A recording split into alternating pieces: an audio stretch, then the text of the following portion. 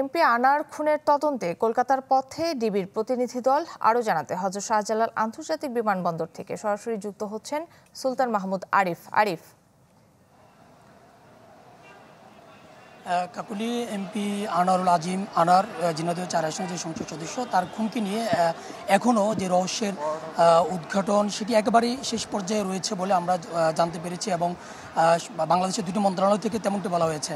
এবং ইতিমধ্যে সেই তদন্ত করার জন্য এবং সেই রহস্য উদ্ঘাটনের জন্য ভারত থেকে একটি গোয়েন্দা টিম এসেছে। তারা বাংলাদেশের গোয়েন্দা সংস্থার সাথে কথা বলেছে এবং বাংলাদেশের যে ৩ জনকে গ্রেপ্তার করেছে তাদের সাথে কথা বলেছে। এবং আজকে ডিবি প্রধান হারুনুর রশিদের নেতৃত্বে বাংলাদেশ থেকে ৩ সদস্যের একটি টিম ভারতে যাচ্ছে, কলকাতার দিকে যাচ্ছে। এবং আমরা যতটুকু জানতে পেরেছি 10টায় ফ্লাইট রয়েছে এবং 10টার দিকে তারা যাবে। এবং তার আগেই কিছুক্ষণ আগেই যে ডিবি প্রধান হারুনুর রশিদের নেতৃত্বে যে ৩ সদস্যের টিম যাবে তারা ভিতরে প্রবেশ করেছে।